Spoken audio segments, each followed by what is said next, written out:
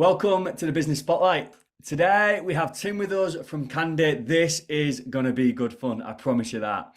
So, Candy are the UK's premier visitor analytics company, and basically they're going to tell you who's been on your website, what they're doing on there, and you can get a little bit nosy. But there's some incredible data that you're going to get back from that. Tim has been in business for years. In fact, is a serial entrepreneur. They've grown exponentially. The story is incredible. No, but I don't want to share too much of it. You're too kind, James. Far too kind. That's what you're here to do, Tim. So, Tim, welcome to the Business Spotlight. Thank you very much for having me. Really appreciate it. So, over to you, Tim. Tell us about the history. Tell us about your business journey, the history of your entrepreneurial career. Over to you. And we've only got 15 minutes. Let me try and condense it. Where do I start? Graduated uni, read maths, went to work for a startup company and really caught the bug. This is in like .com boom and bust. So worked down in Bracknell for 2 years. And then 2001, I met a girl from Manchester. I moved up to Manchester and started my own company. To be fair, in 2001, I was 23. I had less than no money. I went to the bank and asked for a loan to start the business. They said no. I said, "Can I have a personal loan?" They said, "Oh yeah, we'll give you personal money." And then started a computer shop in South Manchester. Grew that business, sold that business, had another business that failed.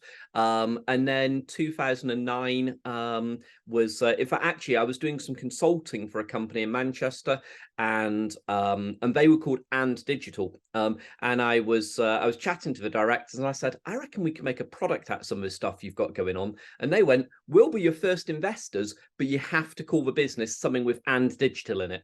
So the company's really called Campaign and Digital Intelligence, and it goes all the way back to 2009. Oh, wow. Incredible. And what's the journey been like since 2009? Do you know what? Running a business over, what is it now? Coming up 15 years. I think the easy answer would be up, down, round the corner a couple of times. We have raised some VC. So back in 2012, we raised some VC for Candy. By 2017, I'd had a falling out with my VCs and ended up buying the company back off them. We've had some amazing highs and some really challenging times as well, I think would be fair to say.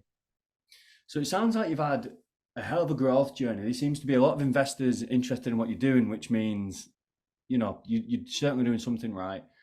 What would you attribute that growth, the interest from all the investors, whether it's angels or VCs, what do you attribute that success to? Huh, that's an interesting question. Um, you told me they're going to be easy ones. So, um, what would I attribute success to? So, I think piece number one in the early days, it's all about having a really interesting idea, a really interesting story, being able to present that in a way that people can see the future. I forget who it is, but Peter Drucker says the best way to see the future is to create it. And that's probably the early days piece. Like in the very beginning, it was all about selling a dream. It was all about describing what could happen, and being able to. There's a guy, Robert. Brain's failing me now. Anyway, Google him. He was one of the first Apple employees. Has a deck, is all over Google, of called 10, 20, 30, which is basically your investment slide deck should be 10 slides long, take no more than 20 minutes, should be a minimum of 30-point font so that you can actually read it. And I've used that every single time I've been pitching for money, and so far it seems to be working. So far, it definitely seems to be working.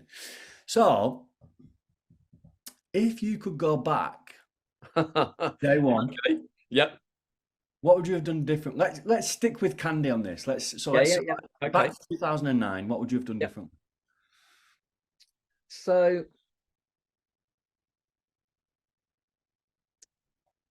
probably the biggest mistake or certainly the hardest time in Candy's life, was in 2014. So we'd raised all this VC, and again, this is it's going to sound very funny. We'd raised £500,000 of VC, which in 2012 was like getting coal from miners. These days for an early stage startup, it's hardly even worth talking about. But trust me, money was harder back in 2012. So we'd raised all that money, and basically I used that money to invest in developers, to invest in sales staff. We were doing the classic burning money every month. And we were, at that point, we were burning probably 25 to 30K a month. With the expectation we were going to raise another round of money and that would be the growth story, and off we go. Anyway, got to back end of 2013, and I remember this vividly. Got to back end of 2013, we had about 50K left in the bank. We were burning about 25 a month. And our investors basically said, we're not going to support you anymore. And then I went manically to try and raise money from anywhere else. Couldn't raise money from anywhere else, and basically ended up over the course of a weekend, myself and my chairman, we laid off almost everybody. In fact, we went from about 15, 16 to 3 staff overnight, and it was horrific. Yeah, sorry, I'm stammering when I say it now. I have an autistic stammer, but yeah, that was a horrific experience. If I could go back, I would be, and this is a really difficult thing to say. I'd like to say I'd have never raised funding at all. By the way, I fell out as you can imagine, I fell out of my investors at that moment. I'd like to say I would never have raised funding at all. Actually, if I'd have done that, the business wouldn't have started, full stop. So let's not be silly about that. I think if I'd have known more now, I would have been much more careful over what we were spending the money on, put a lot more effort into sales and marketing, less effort into the development and the product side, until we justified that with revenue. Yeah, that makes complete sense. And that is a common mistake people make, isn't it, when they're in? Do you know what? It's really difficult, because when you've got a VC-backed company, you are being kicked every month for hit your numbers, deliver, hit your numbers, deliver. And the whole idea is that you do enough delivering that you raise your next round. The problem is when you don't hit your next round, and so many VC-backed companies, right, again, look at it from a VC side, they don't care. They know they invest in 10 and actually they want one to be successful. So if you're not in that one, they don't. In fact, the worst thing for a VC is companies that are real businesses. I don't know, we're going off topic, and tell me if this is useful or not. But as you can probably imagine, I'm quite cynical about fundraising. I'm quite cynical about early stage venture capital these days. But that's built off years of bad experience. Yeah, absolutely. Yeah, and actually, let's be really clear. Just because it wasn't right for me doesn't mean it isn't right for other businesses. But exactly. As an entrepreneur, it was not my thing. I'm sure there's some great VCs out there to work with as well. And I think maybe that's a big part of, if you're going to raise funds, whether it be through angels or through VCs, have an understanding, right, of what the difference is, or maybe even through the bank, or however you want to go and get your funding, make sure you understand the process. Just to interrupt you, James, you are absolutely on the money. Yeah, every different funding source has different sets of pressures and requirements that sit on it. In our world, the end problem came that our VC, if I'm not going to say they ran out of money, that would be the wrong answer, but they started getting to the stage where they needed to wind their fund down, so they needed results. Yeah. We weren't quite there to give them the results, so they went, we're going to stick our money where we know we're going to get a stronger chance of success. That's of course their business, and they did exactly the right thing by their business. It nearly kiboshed my business, and that's a separate conversation. Well, I really like that we've gone on to this subject, actually, because I think of all the people that I've interviewed doing this, it's very rare that we go down this route. So this might be a little bit more niche, but I think for people that right now are looking at raising funds, whether that be through the banks, whether that be through friends and family. Well, let's start with the most important thing. The most important way to raise funds is via your customers. I've got another business, which we can talk about another time, but I've got another business which is now doing the best part of 2 and a bit million a year revenue, and we've bootstrapped that all the way. That's by far the best way to raise money. Yeah. Obviously, doesn't work for everybody, but And like you said, perhaps the most important function, sales and marketing, get really good in that area. Because without being good in that area, it doesn't matter the product. 100% agree with you. You're gonna 100, struggle. as my chairman always says, the only thing there's a shortage of in this world is paying customers. Every other problem can be solved, but if you don't have a paying customer, you're not going to have a business very long. Yeah, so true. So true. So let's go back to startup businesses. Let's say if you could only leave one piece of advice for new business owners starting out, what would that piece of advice be? Okay, so I'm a geek. You may or may not guess that, but right, I'm a geek. I'm a geek's geek. Whilst I have been an entrepreneur, and I am an entrepreneur, but whilst I've been a CEO, whilst I've done all of those bits, my key role in companies, my key role in everything is seeing the future and building products, and then running development teams to do that. And that's the thing I'm really, really good at. So my advice, but again, every take this, your mileage may vary.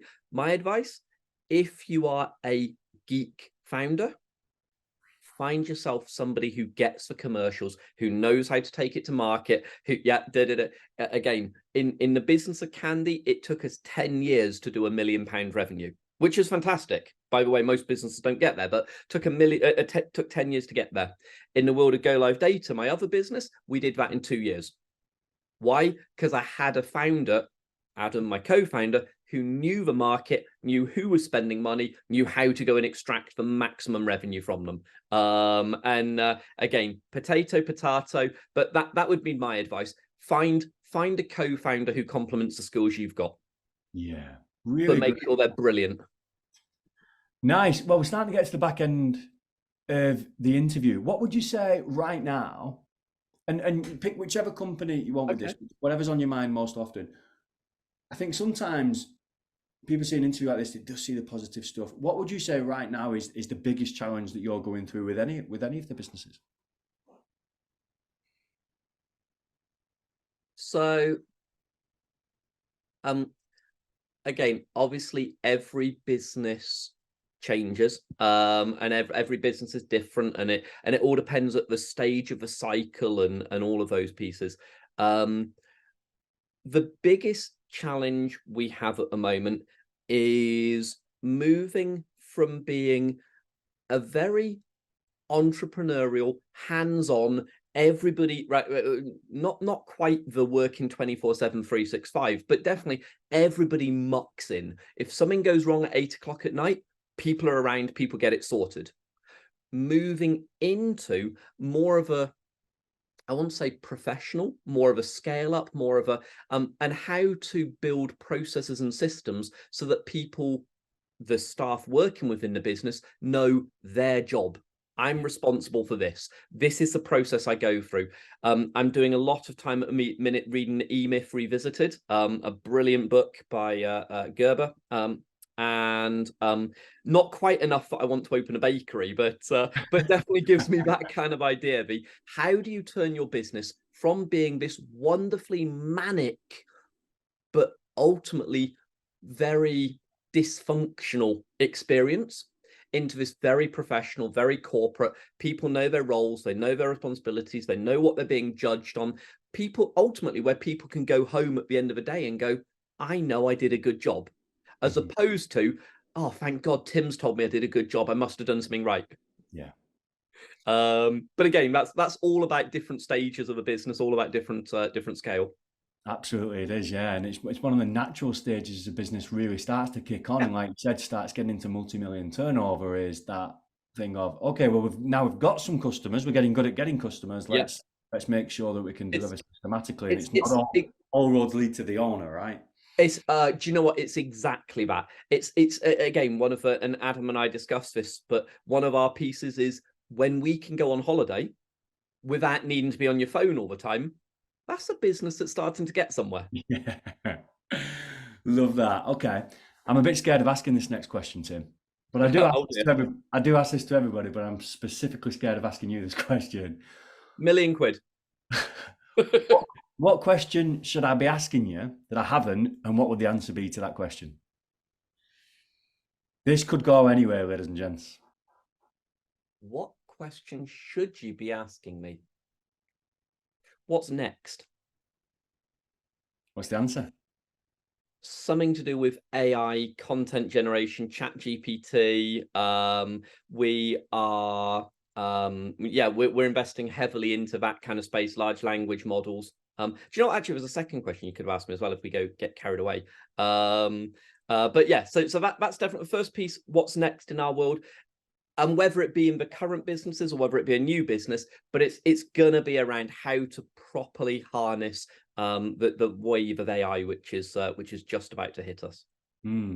Yeah, absolutely. What would the second question have been, just out of curiosity? So the second question would have been, I'm doing a lot of again, I'm a geek. You may or may not guess that. I'm also in my own very special way, have my own set of neurodivergence. I'm fairly far down the autistic spectrum. So my next set of questions would be around things like how can companies better work with neurodivergent individuals? What kind of advice, what benefits do they bring to the table, and what kind of advice would you give to a business owner or a manager who's looking to hire in that kind of space? Oh, nice. Yeah, that's another But we quite. could do 15 minutes on that. We So could easily, yeah, and probably the rest. That's a really niche space in itself, isn't it? actually, do you know what? It's a lot less of a niche space than you think it is. My ex is a school teacher, and she says actually you look at the number of children coming through, partly because of much more screen time, partly because of in fact the pandemic had a big influence on it. But you look at the percentage of children that are on the spectrum or being viewed as neurodiverse now, it is a wave that is going to come. And if companies don't learn how to adapt and how to adjust to fit a very different style of thinking about the world, they're going to lose out. Yeah, yeah, I can see that absolutely. Tim, this We has only got been started. incredible. This has been incredible. How do our viewers get in touch with you if they've got any questions? Because there are so many things they could ask you about, right? Growing a business, marketing and scaling properly, raising funds, diversity when hiring. How do our viewers get in touch with you if they've got any more questions or if they want to check out any of the companies? Absolutely. Well, if they want to get in touch with me, Google Tim Langley, pick the top one, and hope it's me. No, deadly seriously. Tim at Candy CAN Charlie Alpha November Delta Delta Indigo.com.